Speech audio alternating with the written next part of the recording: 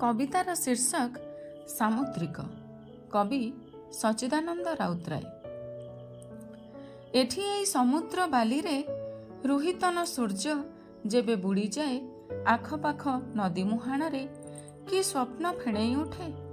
अवलुप्त नाना नदी नाना उद्भिदर गीतिमय नाम लिभि जाए एकाकारे एक महाजलीय संगम बाष्पायित हुए निभि जाए जलजोनी जलमुहमान जलर समास।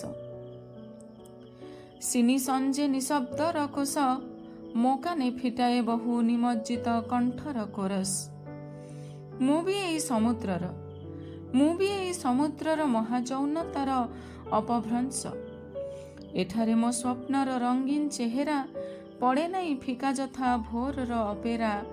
ଏଠି ମୁଁ ସତେଜ ରହେ ଏଇ ସବୁ ଶାମୁକା ଓ ମାଛକାତି ସାଙ୍କଚର ଖୋଳେ।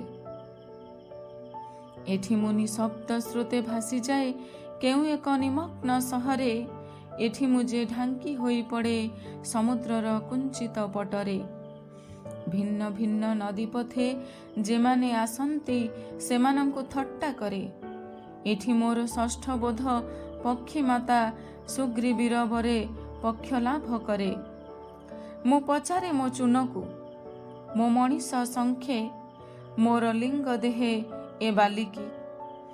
ପରୀକ୍ଷା ନ ଦେଇ କ୍ଲାସ୍ ଉଠିଯିବା ପାଇଁ ହରତାଳ କରିଥିବା ସ୍କୁଲର ପିଲାଏ ବଢ଼ାନ୍ତି ଯେପରି, ସେପରି ମୁଁ ଏଇଠାରେ ଗଢ଼ି ଯଦି ପାରନ୍ତି ସୁତାଏ ଦେଉଳ, ପିଞ୍ଜରା ପୋଲ, ଅବାୟକ ବତୀଘର, ଆଶା ଓ ବିଶ୍ୱାସେ ତେବେ ବା ହୁଅନ୍ତି ମୁଇଁ ସମୁଦ୍ର ହୁଅନ୍ତା ମୋର ଏକାନ୍ତ ନିଜର।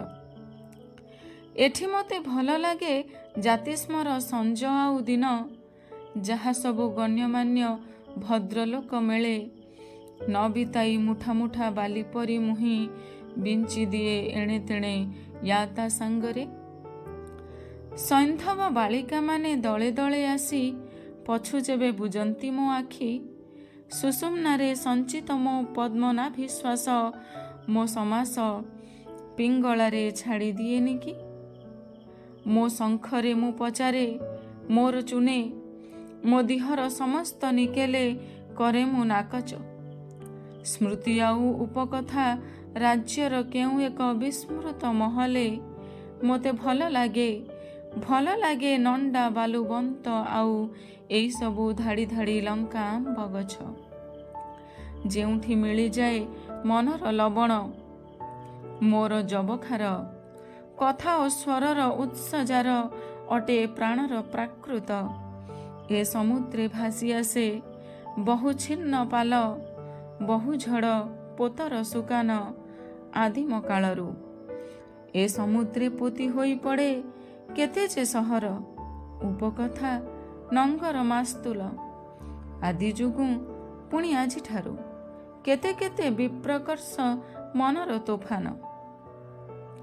ମୋର ଶବ୍ଦଭେଦୀ ଯନ୍ତ୍ରେ ତୋଳି ମୁଁ କି ପାରେ ସେଇ ସ୍ତବ୍ଧ ଝଞ୍ଜାମୟ ଗାନ। ମୋର କ୍ଷୁଦ୍ର କାମେରା କି ସିନ୍ଧୁ ନିସର୍ଗର କରିପାରେ କେବେ ରୂପାୟନ। ତଥାପି ତ ଛବି ତୋଳୁ କରୁ ଶବ୍ଦାୟନ ସେଲୁଲୋଏଡ ଫିତାରେ ରେକର୍ଡେ ଆମ କ୍ଷୁଦ୍ର କାହାଣୀର ନାୟକ ନାୟିକା ମାନଙ୍କର ଛୋଟ ଛୋଟ ଘଟଣାର ମୋଡ଼େ। ସେସବୁକୁ ଖାପ ଖୁଉଁ କରୁ ମାପ ଚୁପ, ନିସର୍ଗକୁ କରୁ ପ୍ରାତ୍ୟହିକ। ନିଜର ଲୌକିକ ଆଉ ଖଣ୍ଡିତ ପ୍ରତିମା ଖୋଜୁ ମହାସାଗରରେ ଆମେ ସାମୁଦ୍ରିକ।